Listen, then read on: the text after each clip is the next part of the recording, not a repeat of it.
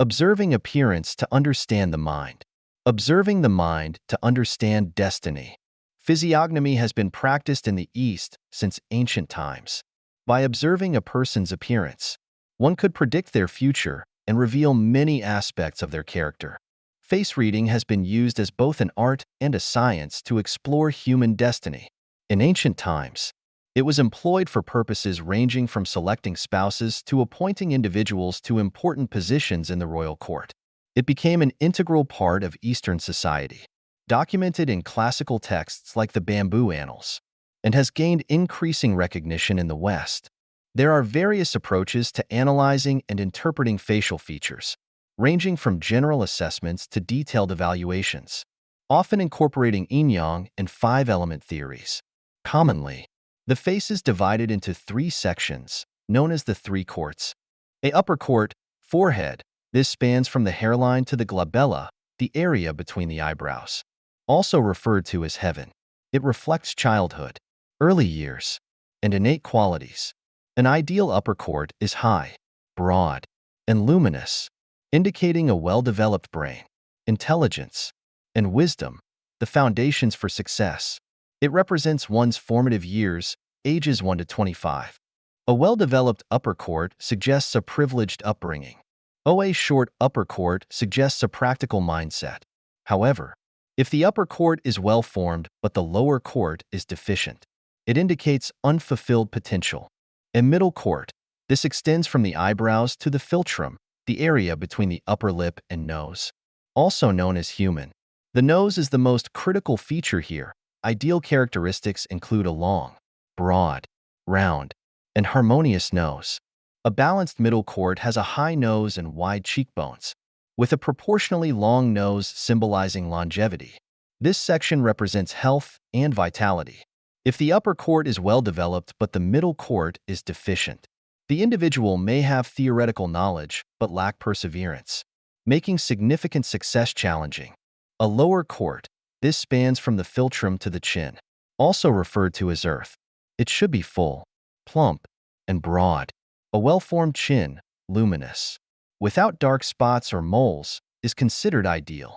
The chin must harmonize with the face. For instance, a large face with a small or receding chin is unfavorable. Balance and symmetry are essential principles in physiognomy. The lower court represents wealth, vitality, and life experiences. A full and bright chin signifies comfort and success in old age, while a deficient chin indicates hardship. A sharp or thin chin suggests stubbornness and extremism.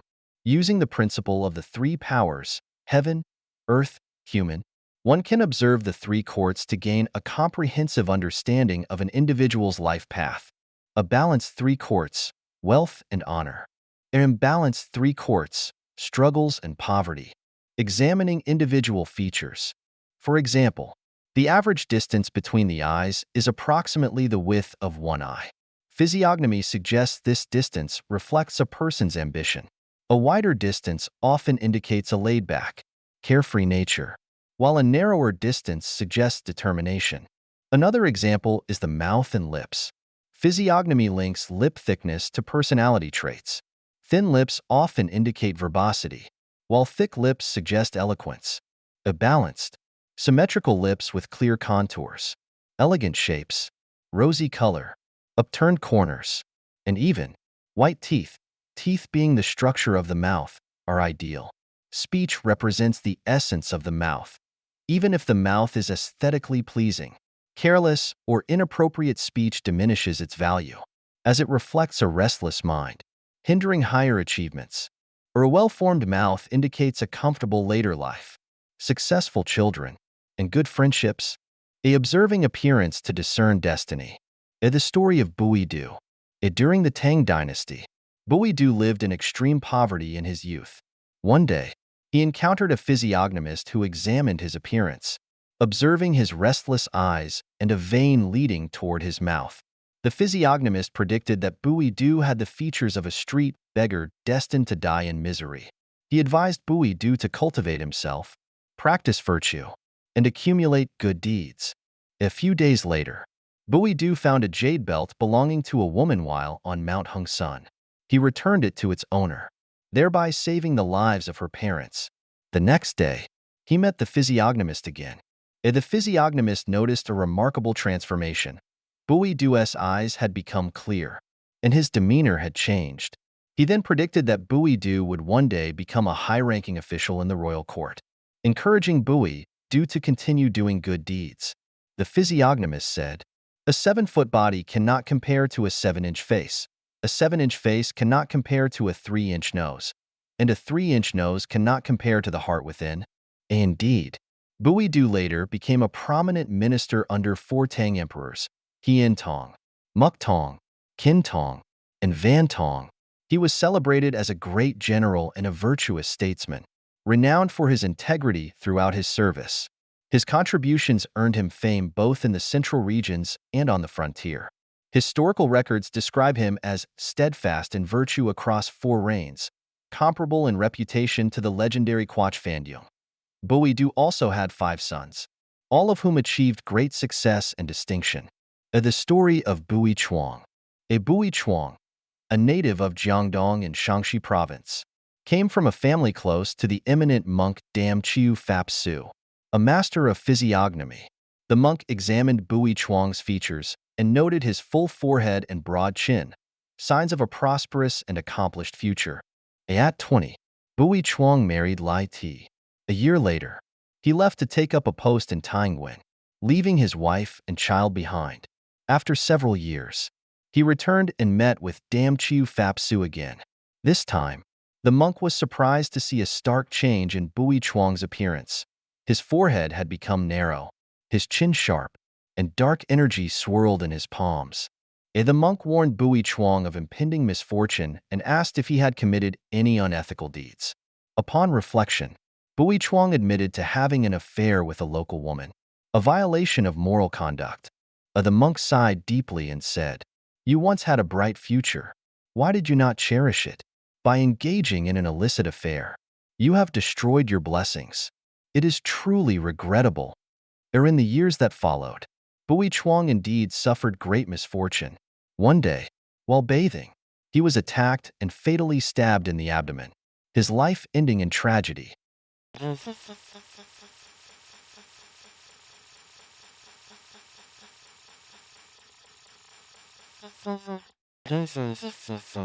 A person's features change with their inner thoughts. The belief that appearance arises from the mind is central to traditional spiritual cultures, including Buddhism and Taoism. The appearance reflects the surface, the external manifestation. The mind represents the internal activity. The appearance is passive and illusory, shaped by the mind's essence. The state of the mind determines the appearance, which changes according to the mind's transformations. This concept is also known as circumstances change with the mind, and appearance arises from the mind. The mind is the cause, and the appearance is the effect. If from a scientific perspective, traditional Chinese medicine, modern physiology, and psychology all offer insights into this principle. A person's appearance is a combination of form, inherited physical features, and spirit, the vitality shaped by character cultivation. Every thought and action in daily life is etched over time onto a person's face, embodying the idea that what is within will manifest outwardly. But when the mind is calm, generous, and upright, the body remains healthy, and the face exudes harmony and brightness, making interactions pleasant and comfortable.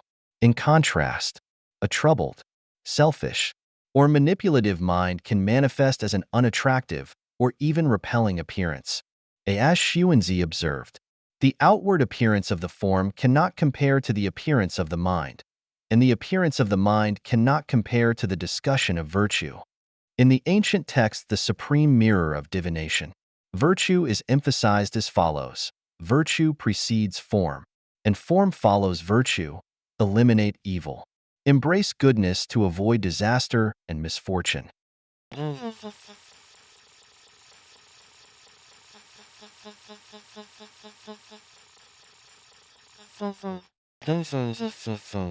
If from features to mind, from mind to destiny, a beautiful face is a form of blessing, and every blessing has its roots. Wealth arises from generosity, honor from humility, and beauty from kindness. By middle age, one's features have stabilized and reflect their character. Facial features are not fixed at birth. They are a mirror of long-term inner cultivation and actions. Therefore, one's appearance often reveals their future destiny. The first half of life is influenced by past deeds, while the latter half depends on one's actions in this lifetime. Thus, by middle age, one must take responsibility for their behavior. The kind-hearted person radiates an aura of peace and contentment that attracts goodwill even before speaking. In contrast, a selfish or deceitful person often appears unattractive or unpleasant despite physical beauty. Over time, such traits diminish the charm of their features, leaving others with a lasting impression of discomfort. A good and evil deeds reflect on one's appearance. In ancient times, there were twin brothers named Chao Hu Tu and Chao Hu Tich. They were identical in looks, behavior, speech, and intellect, appearing as though they were one person. Tran Haidi, a Taoist master, examined their features and remarked, "Both of you have greenish eyebrows and beautiful eyes, signs of success in the imperial examinations. Moreover, the vibrant color in your eyes indicates you will achieve high honors." When the time for the provincial exams arrived, the two brothers traveled to the capital and stayed at a relative's house. Their neighbor was a young, beautiful widow. Chao Hu Chu remained steadfast in his studies, focusing on his scholarly pursuits without distraction. However, Chao Hu Tich succumbed to temptation and had an affair with the widow. When their affair was discovered, the widow, overwhelmed with shame, drowned herself in the river. After the autumn examinations, Tran Haidi examined the brothers again and was astonished by the stark difference in their appearances. He observed, "Hu Tu's eyebrows have turned purple, and his eyes are radiant. He will undoubtedly achieve high honors." However, Hu Tich's eyebrows have changed. His pupils are cloudy, the bridge of his nose is short and dark, and his demeanor is dispirited and frail. This chilling aura and declining features reflect a loss of virtue. Not only will he fail the exam, but he also shows signs of an early demise. But when the exam results were announced, Chao Hu Tich had failed. Despondent, he passed away shortly thereafter. In contrast, Chao Hu Tu excelled, became a high-ranking official, and earned widespread acclaim. He lived a prosperous life with many descendants. Reflecting on this, Tran Haidi said, "It is easy to read someone's appearance, but predicting their destiny is far more difficult. Destiny is determined by the heavens, but appearance is shaped by one's actions. If one aligns with divine will and harmonizes with others, prosperity will follow for generations. As the saying goes, blessings and misfortunes have no gate.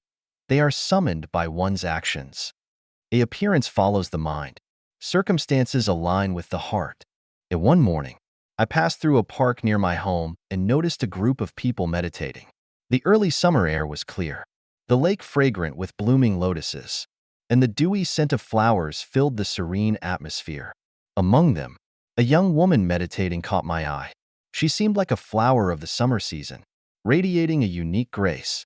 I couldn't pinpoint why her presence moved me so deeply. It wasn't a beauty born of dazzling features. With her eyes gently closed in meditation, her face and posture exuded an inner light. She seemed to sit within a lotus pedestal, emanating a radiance that no cosmetic could replicate. Later, I learned that she was practicing a Buddhist meditation and that this extraordinary glow came from her cultivation of the principles of truthfulness, compassion, and forbearance. She embodied sincerity, kindness, and patience in all circumstances and toward everyone she encountered. Humans are the flowers of the earth. They say, each person is the essence of heaven and earth, inherently aligned with the universal qualities of truthfulness, compassion, and forbearance. From birth, humans are imbued with the pure spiritual energy of the universe.